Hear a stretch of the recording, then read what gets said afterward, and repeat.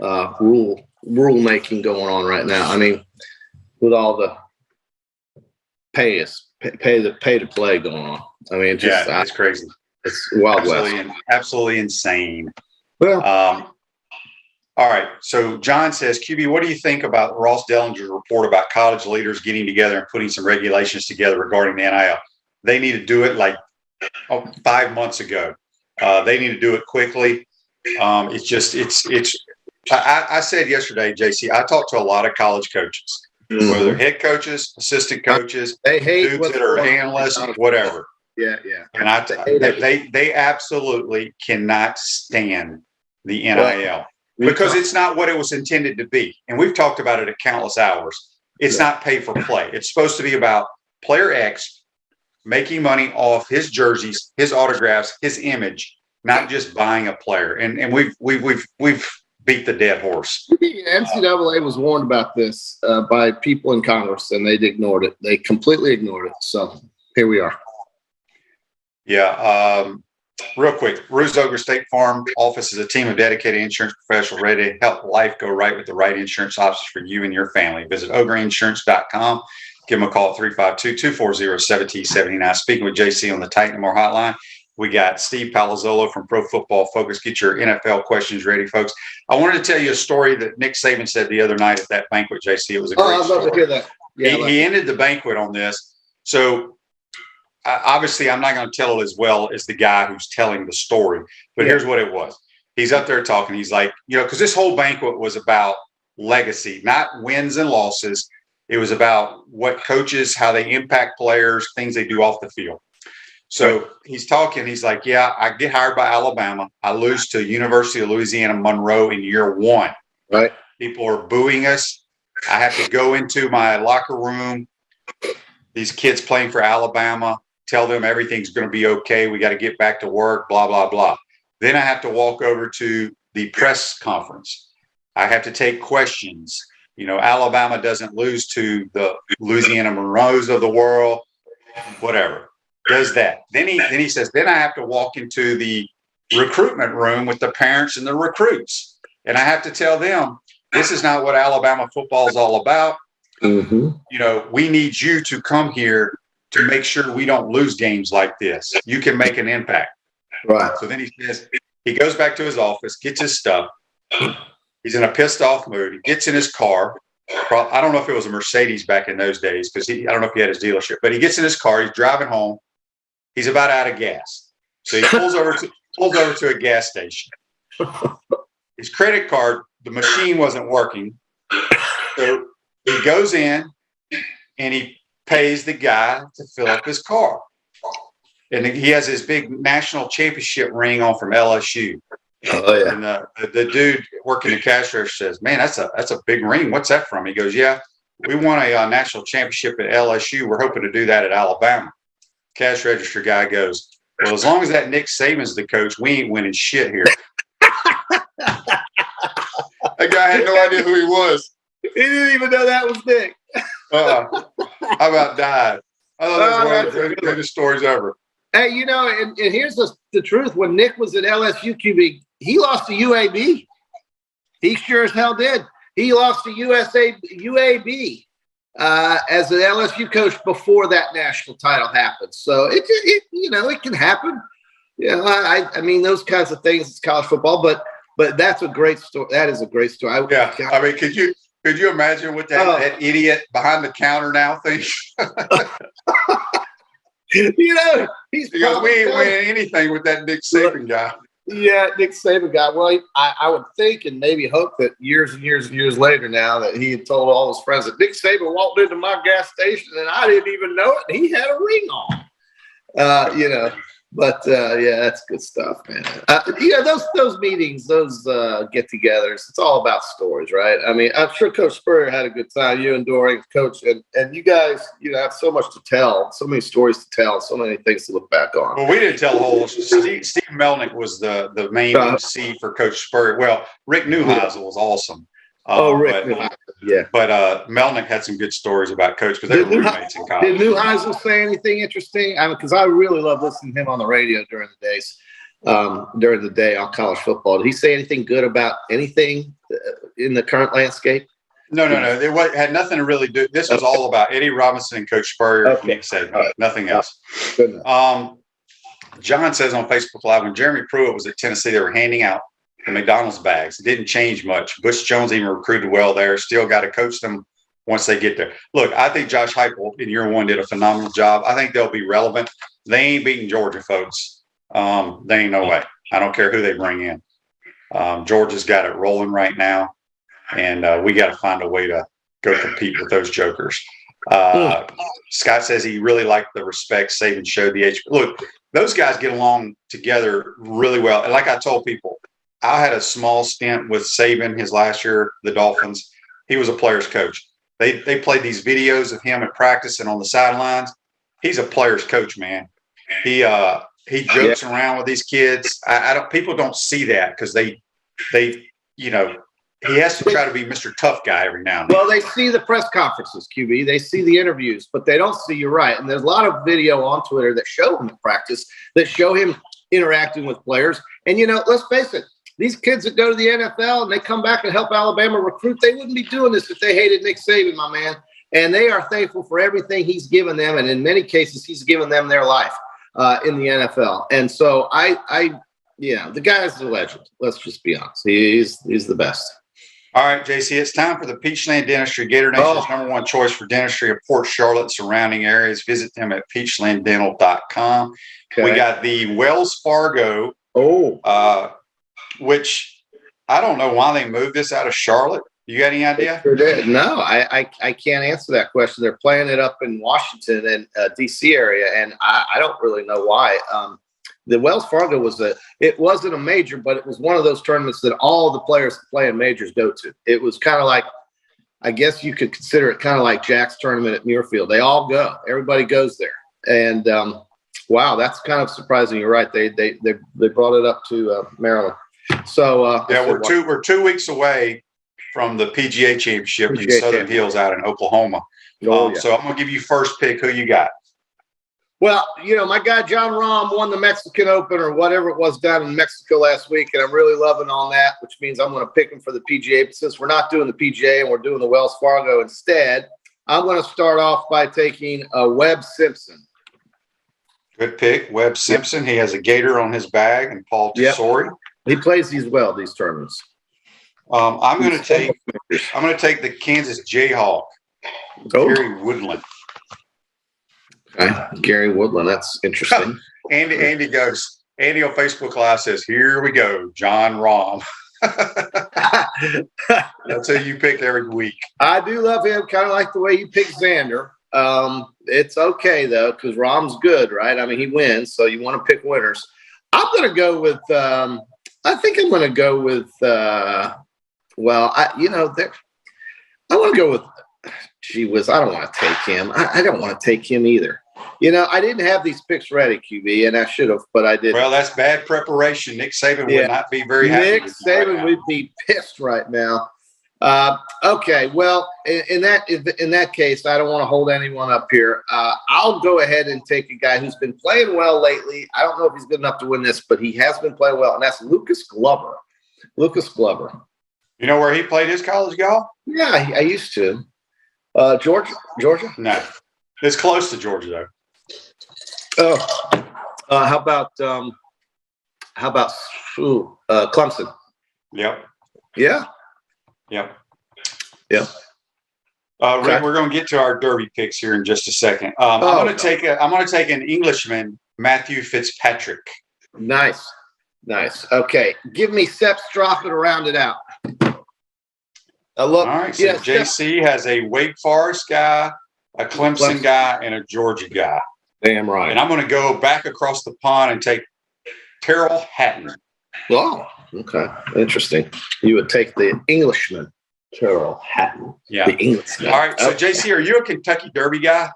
Not at all. I don't get into that at all. Horse racing to me is kind of like it's because it's so different every year. I don't know anything about horses. I think they're beautiful. I love watching them. I like watching the movies 10 years later about the one who won out as a 50-1 dog. I like betting on it if I can, but I usually can't.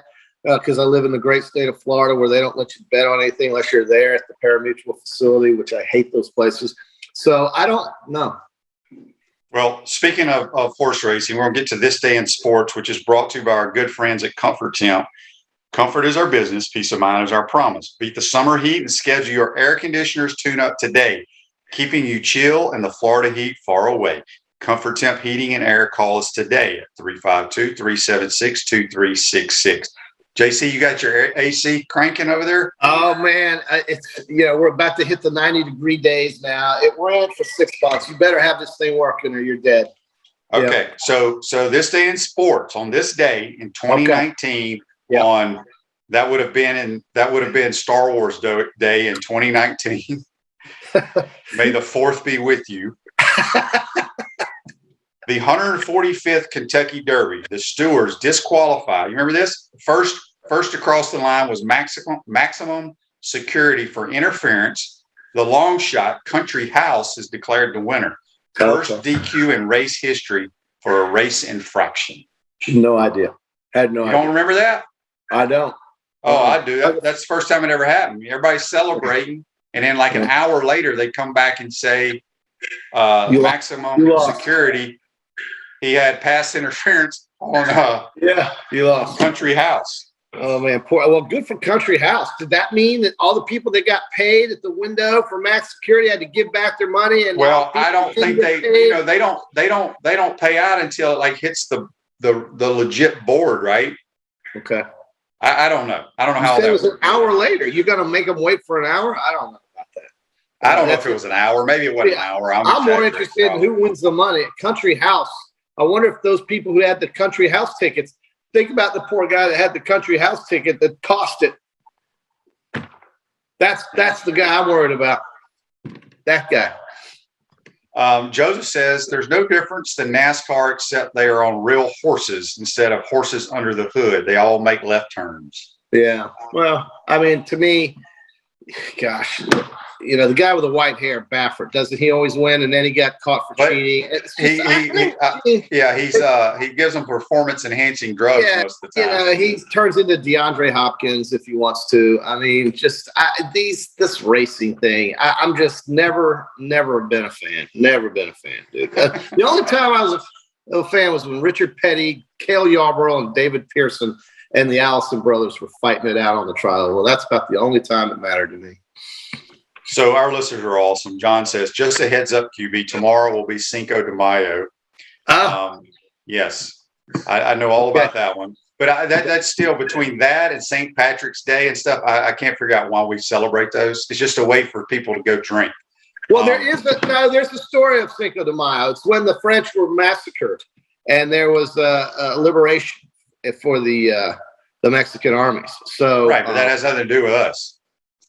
That's true. But you know what I'm saying? It's just a way for restaurants and people like yourself, JC, to go out and celebrate. Andy says the 9-horse, which I picked the 9-horse. Buddy Martin had me on his show, and I had to pick a 9-horse. I mean, had to pick a horse. I don't know any of these guys. I said, just give me the 9-horse. That's what I do in NASCAR. Give me Chase Elliott. He's number 9. Tiz the Bomb is his name. Tiz the Bomb has great lineage. Seattle Slew and Secretariat. And has won 5 of 7 races. Well, look at there. But he's 30-1. JC, put some money on number 9. There's your pick. Come from the outside. Okay. Here's some not inside information, but Greg says Baffert is banned from Churchill, but he moved 3 of his horses to other trainers so they could be entered in the Kentucky Derby. Is that a permanent ban? I don't know. Yeah. See, and again, it comes down to the legitimacy of all this. And that's why I just can't get into some of these sports, man, where they dope you up, the rushes cheat, the hard horses are wrong, the owners and the trainers are all crazy. It's just I'm not into it. But I'll watch it, for 2 minutes. It's 2 minutes of fun, and that'll be the extent of it for me. And Rick says they only pay when the race is declared, quote, official. Okay. So JC, are you not going to be dressed up in a suit watching this somewhere? I would if I was in Louisville actually there. But people have house parties and you get dressed up. But see, they're into that horse thing. They're into the racing and all that. I'll be golfing somewhere. You let me know who wins. We got the race isn't until like 6:45. Yeah, that's true. But I'll still be golfing by that hour or playing tennis or something because the sun doesn't go down till 8. So I love you're it. So active. Can we please keep daylight savings time permanent? That's all I'm going to ask. That's all I'm going to ask. Do it, please. Permanence on daylight savings time. It's better for you to be outside in the sun anyway. You're more healthy that way. Text on the Titan Mar text line. Daryl says, hey, if JC can travel, so can I. Aloha from Hawaii. He sends it. Way to go, Daryl. Good job. By the way, I'm announcing to the Pot Up with Matthews in the Morning crew, I'm announcing that by the end of June, I'll give myself till June. Before the 4th of July, I will lose 17 pounds. Wait, say that one more time. I'm going to lose between 15 and 20 pounds, and I put the number at 17 between now and the end of June. That's 2 months. You watch.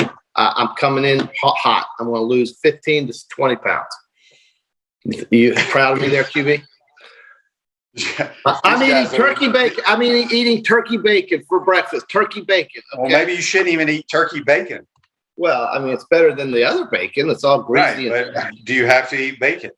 No. I also have yogurts in the fridge I eat. I do the Oikos, the Dak Prescott Oikos yogurts. Since Dak Prescott does that, I'm going to do those. And I'm losing 15 to 20 pounds. I'm going to eat at the Fresh Kitchen 5 days a week, probably from here until the end of June. And I'm going to drink a lot of water and only light beer. The Yingling Flight is the best beer for light beer drinkers. 2.5 carbs, 90 calories. You're good to go. So my question is, if you do not lose 17 pounds, what do our loyal listeners get?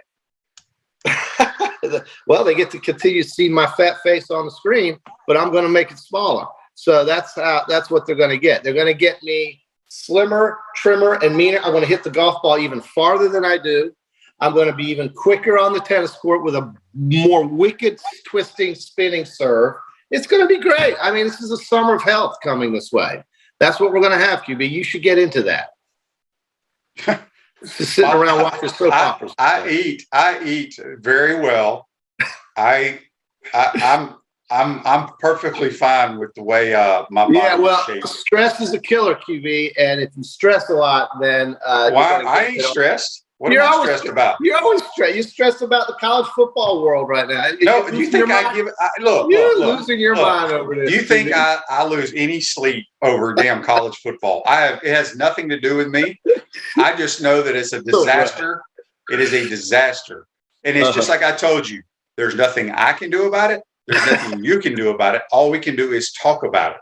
Well, that's doing something. That's doing something because you never know who's listening, QB. That's what a guy told me when I was a radio DJ back at Alabama after college. He said, dude, be on your best because you never know who's listening. And when I was on television, they always said, nobody cares about your problems off the TV screen. Do your show and always be consistent and then take your issues to somewhere else after the show. But that's the truth. All right. Well, we're going to talk a little National Football League with somebody that knows a lot more about it than you and I do. I'm fixing to lose weight, QB. Well, we wish you luck in that. But 17 pounds in a month? 2 months. 2 months? Don't happen. Well, I would suggest don't eat any bacon, period. All right, JC. Have a good day. And go jog a mile. That's JC. That's JC joining us on the Titan MR Hotline. Going to take a quick timeout. We come back. We'll be joined by Steve Palazzolo from Pro Football Focus talking NFL. You're watching and listening to Pot Up with Matthews in the Morning.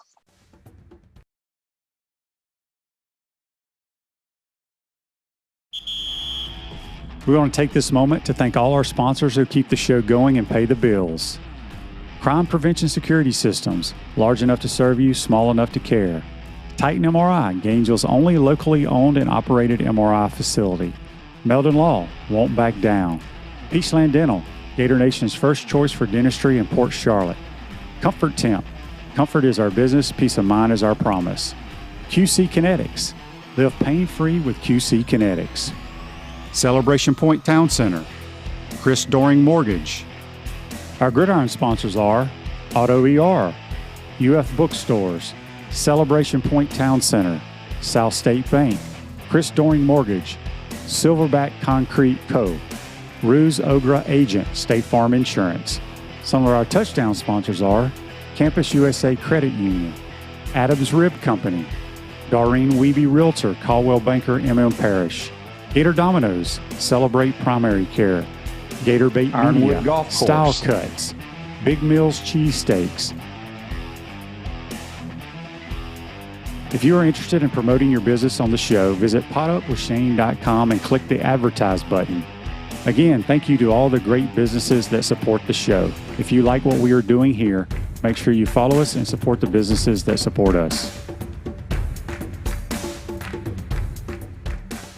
Pro football legend Emmitt Smith understands your joint pain. It does not surprise me that there are a ton of people out there that's in pain. That's why Emmitt is such a proponent of QC Kinetics, offering real lasting joint pain relief with non-surgical, all-natural biologic treatments. Whether it's a joint pain, ankle pain, shoulder pain, neck pain, back pain, hip pain, any kind of pain, the body eventually will break down when it's under that much stress. That stress can cloud your judgment to the point that you'll just say yes to the scalpel or yes to another prescription of pain pills. But maybe it's time for a second opinion from QC Kinetics. The reason why I would recommend this is because the natural biologics that QC Kinetics is providing you gives your body a chance to naturally heal itself. Restorative, regenerative solutions are here. Get lasting relief and live your life. Call QC Kinetics, 352-400-4550. That's 352-400-4550. QC Kinetics, 352-400-4550. Welcome back to the Crime Prevention Security System Studios, large enough to serve you, small enough to care. Celebration points where the Gators go to celebrate with premium brands like Visor's Rooftop, Dave & Buster's, Regal Cinemas, Hotel Indigo, Sensei Asian Bistro, Escapeology, and the HBC's restaurant Spurrier's Gridiron Grill, where every Tuesday you can enjoy 50% off handcrafted martinis from 4 to 10. We'll see you at Celebration Point, where the Gators go to celebrate. We're going to head to the Titan MR hotline now. We're going to be joined by Pro Football Focus Steve Palazzolo, who has probably not slept in several months due to the NFL draft. Good morning, Steve. How are you, my man? Yeah, just catching up right now. But yeah, thanks for having me. Always great. Yep. Real quick, let's start with the draft. Obviously, I know you guys break down every team, who did well, who did what. In y'all's eyes, who are the teams that had the best draft this year?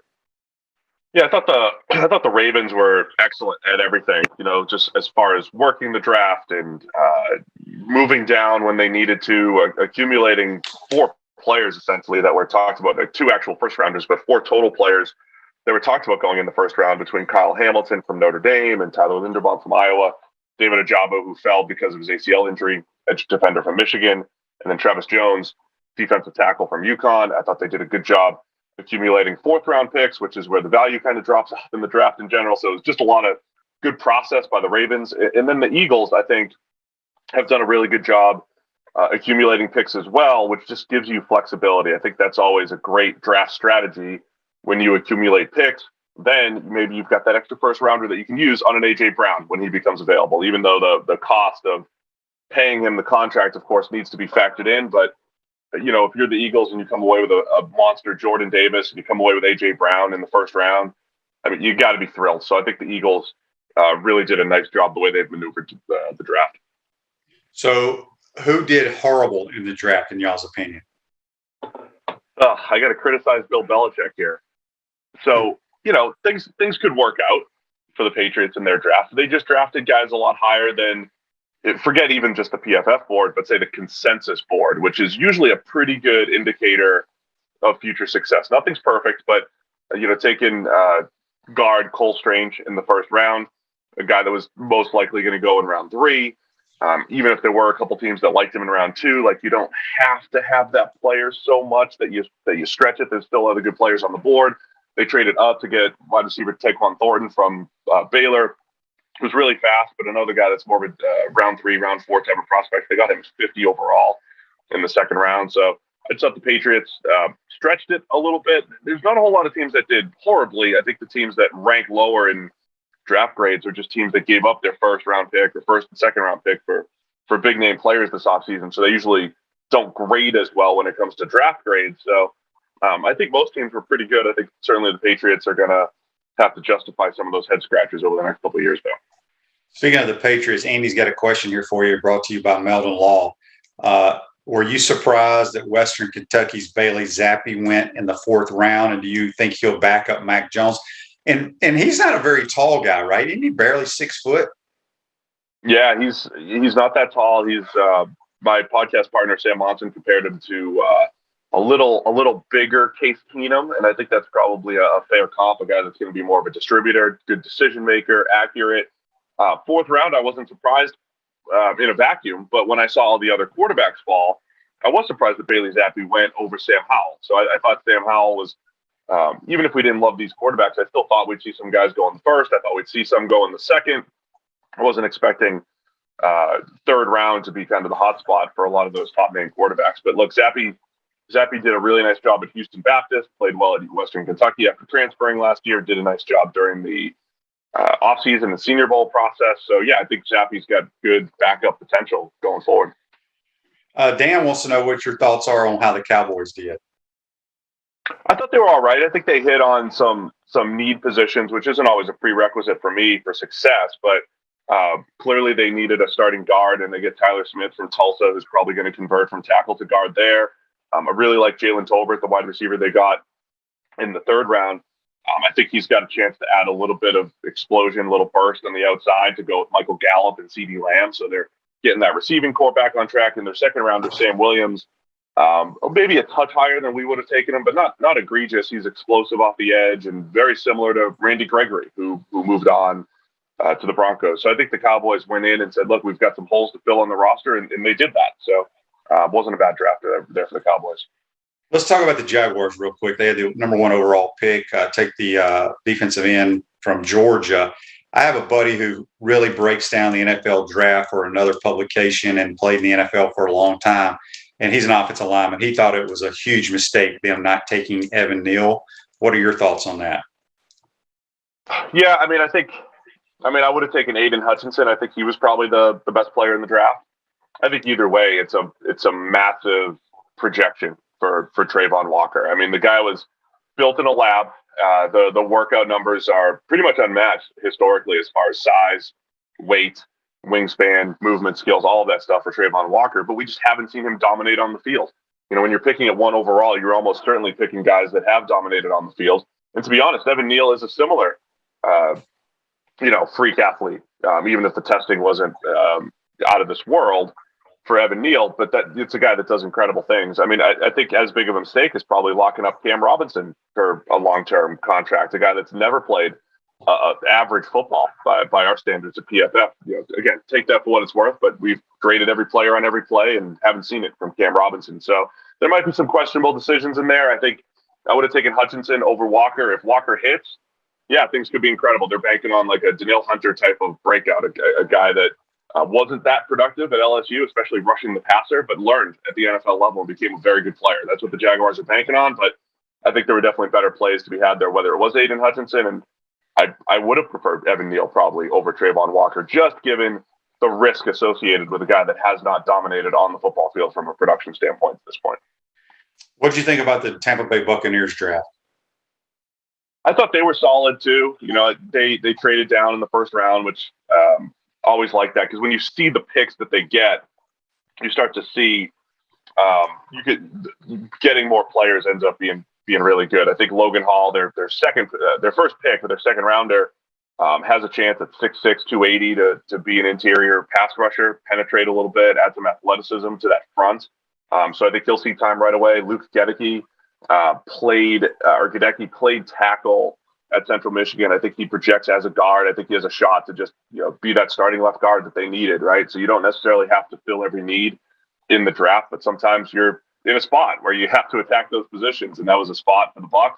And I really like Rachaad White, the running back in the 3rd round. I'm not a big advocate of taking running backs before the top 100, 120 picks or whatever, but with White, he's so explosive, really shifty, excellent pass catcher out of the backfield, and that's a spot that the Bucs have needed to upgrade. Fournette did some nice stuff last year, but I think White has a chance, as long as he's on the same page with the GOAT, coming out of the backfield, he's got a chance to add a little juice to that offense. Hey, Chris Doring Mortgage, they do mortgage lending right, helping home buyers throughout Gainesville and North Central Florida. Call Chris Doring Mortgage today at 352-244-0840. Speaking with Steve Palazzolo from Pro Football Focus, you can follow Steve on Twitter at PFF_Steve. John had a question earlier on Facebook Live, and I'll answer it at another time, but I want to get your thoughts on this. He said, QB, did you hear Ryan Tannehill say it wasn't his job to mentor Malik Willis playing in the NFL like you did? What is your take on that? I think it's absolutely ridiculous. I'd like to hear what you have to say about that. I mean, obviously, all quarterbacks, whether you're a starter, the number 2 guy, number 3 guy, you got to understand your role. And eventually, the young guy that's drafted first round is going to take your job. And I feel like it's a veteran's job to help them out as much as possible. Your thoughts on that, Steve? Yeah, I mean, I didn't hear it within the context. All I heard was the soundbite, and I think maybe the soundbite captures the context. I don't know, but we definitely live in a world where the quote seems to hold more weight than the context. If the context is, look, like the Tennessee Titans are paying me $30 million to play quarterback, that's my job, then I agree with Tannehill. That is his job, is to go out there and play quarterback. He's not there to be a coach, if that's right. The context of what he's saying. If it's being perceived as like, well, I'm not going to help him learn the playbook, I'm the starter. I mean, that's not what he said. You know, if it's literally not his job to mentor Malik Willis. Now, would it be a good teammate? You know, have you were mentored and mentored people either in college or at the NFL level, right? So, yeah, there's probably a part of that, and I don't think he was saying I'll never do that. It's just, I think he's just saying it's not my main purpose. It's not my main job. It's not what's going to help the Tennessee Titans win for the next 2 years while I'm under contract. But I also don't think it's mutually exclusive that he's never going to help Malik Willis along the way. So I'm trying not to overreact to the soundbite that's out there about Tannehill at the moment. Yeah, good point. All right, let's talk about the Gators that were drafted. Obviously, Kaiir Elam goes to the Buffalo Bills. I love what the Bills did in the draft. The kid out of Georgia, the running back, I think will help them. But Kaiir is long. And, of course, Gator fans says, you know, he got too many passes completed on him, which if you play DB at any level, you're going to have passes completed on you. I just think it's a great pickup for the Buffalo Bills. Obviously, I'm sure you saw his interview where he had the playbook or notes that he takes, things of that nature. Give me your thoughts on Kaiir Elam with the Bills. Yeah, I think he's got a great opportunity with the Bills. You know, the fourth corner off the board, they went up to get him, so clearly valued him. The Bills have a need at cornerback too, opposite Tre'Davious White. Obviously, Elam's size and movement skills are fantastic. I think the question for him is kind of like with Derek Stingley. The best football I think we saw Elam play was in 2019, was as a freshman, and things didn't necessarily progress there for various reasons. But I think that's the question he has to answer. But I love the spot in Buffalo. They play a lot of zone. They play a lot of off coverage. I think Elam's got that press coverage type of body. I think he'll bring flexibility to that defense if they do want to man up with Elam and with Tre'Davious White. I think they've got some opportunities there. So I think the Bills targeted him and said, we have an opportunity to get an all-around corner, a guy that's going to expand what we can do defensively, and we're going to bank on that early career success that he had. He had a couple, too many penalties last year. You're right. I mean, everybody's going to give up catches. Like, you can't completely overreact to those. But Elam was one of the better cornerback prospects in this draft, and I think it's a great fit with the Bills. Yeah. Let's talk about Zach Carter, defensive lineman drafted by Cincinnati. We all know Cincinnati went to the Super Bowl last year. What does he bring to the Bengals? Yeah, I think he's going to be a good rotational player. I think the Bengals are accumulating those types. Carter has the ability to maybe line up inside, line up on the edge a little bit, be a solid run defender, especially when he's on the edge. I think he's just adding depth there. I don't know that he's going to be competing for a starting spot right away, maybe in a couple of years. But I think that's what it is. It's a depth play. He'll be in that top 7 or 8. They like to rotate a lot on the defensive line, and Carter had a solid career and broke out last year. 80 PFF grade last year was a career high, and the Bengals just banked on that carrying over to the NFL and him being a part of their defensive line rotation. Yeah, and then obviously the Gator Nation loves some Damien Pierce. He goes to the Houston Texans. I think he's a guy that's going to play, Steve, a long time in the NFL because he's a team player. He can play special teams, doesn't have a whole lot of wear and tear. Your thoughts on Damien Pierce? No, I'm with you on Pierce. I thought he'd go a little bit higher than he did.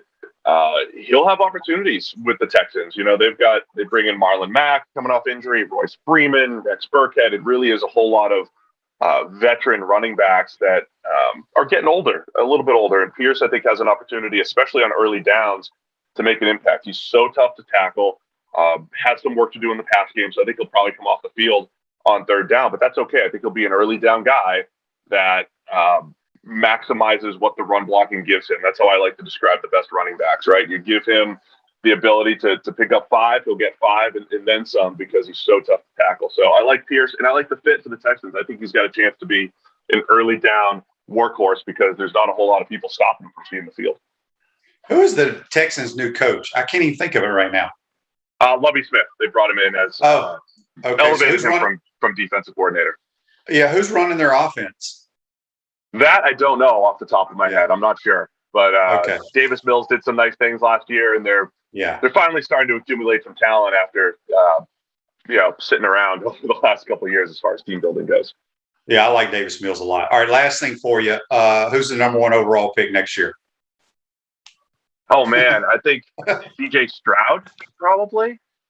Yeah, I didn't think I'd be saying that going into last year, but I thought Stroud really progressed, and we'll see what he does with that. They'll have one great receiver this year. They'll lose the other 2 guys, Olave and Garrett Wilson, but I think Stroud probably is the early favorite. But we'll see. It's a long way away, Shane. Yeah, time for y'all to start breaking down film for next year. Steve, great stuff as always. How can everybody check out your podcast and the other stuff y'all do at PFF? Yeah, a couple podcasts. I got the PFF NFL podcast and the PFF NFL Daily. So wherever you search for your podcast, just put in PFF and NFL, and you'll see my afro, my curly hair silhouette there for the podcast. And I'm over at PFF_Steve on Twitter. Good stuff as always. Appreciate your time, my man. We'll talk to you soon. You got it. Thanks, Shane. That's Steve Palazzolo from Pro Football Focus. Does a wonderful job. We appreciate his time. We'll take our final time out, come back, wrap up this Wednesday edition, and answer a few of these questions. You're watching and listening to Pod Up with Matthews in the Morning. We want to take this moment to thank all our sponsors who keep the show going and pay the bills. Crime Prevention Security Systems, large enough to serve you, small enough to care. Titan MRI, Gainesville's only locally owned and operated MRI facility. Meldon Law, won't back down. Peachland Dental, Gator Nation's first choice for dentistry in Port Charlotte. Comfort Temp, comfort is our business, peace of mind is our promise.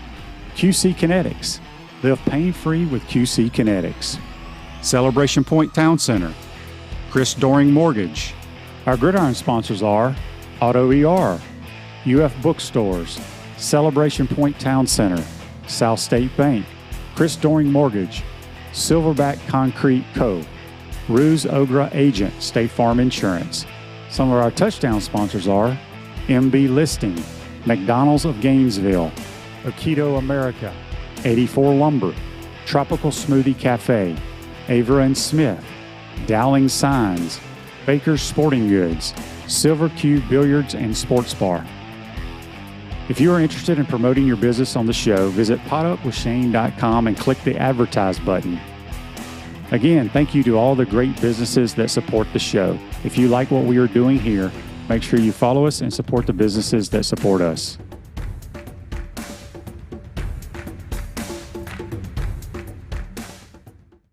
Welcome back to the Crime Prevention Security System Studios, large enough to serve you, small enough to care. South State Bank, we understand that small businesses need a community business partner they can rely on.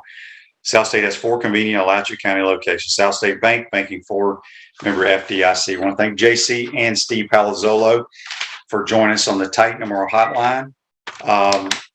Andy says Pep Hamilton is the QB coach. He was the QB coach for the Bears when Rex was there with Lovey. He does a good job. John says Will Anderson goes number 1 next year. Book it. That dude's a good player. He can disrupt a football game. There's no question about it. But we appreciate Steve joining us. He's got great information. Follow him on Twitter and get all your information there. Florida plays Florida State tonight in softball. I can't remember who they're playing this weekend. I want to say they have like FAU or somebody. I don't even know who it is. I should know that. I'm embarrassed. And then next week should be a good time in Gainesville. The SEC softball tournament will be held at KDC Shoal Presley Stadium. Dan says depends on what the Jaguars need at 1 next year. If the Jaguars are picking first next year, I don't think they will, but they need to take the kid Will Anderson. They need to rush the passer for sure. But I hope you enjoyed today's program. real quick, let's talk about our good friends at QC Kinetics. If you got joint pain in your knees, shoulders, hip, or back that won't go away, you need to check out QC Kinetics for long-lasting relief. No surgery, drugs, or downtime. Schedule your free consultation at QC Kinetics, 352-400-4550. JC may have to call QC Kinetics after his relentless training here, trying to lose weight while he is jogging and drinking Yingling Light. Somebody quoted text that. That was great. But we appreciate you guys listening to the program. UF is done with SEC play. That's correct, Dan. I just couldn't remember. They have somebody this weekend. They're playing 2 games. I don't know who it's against. So anyway, have a great Star Wars day, all you Star Wars fans out there. And we will see you tomorrow. Trying to get the fans fired up. 2nd down and 10. Matthews rolling to his right, in trouble. Can't find anyone. Now he throws it for Harrison Houston, who makes the catch. He's in the open field. Harrison to the 20. They're not going to catch him. Touchdown, Gators.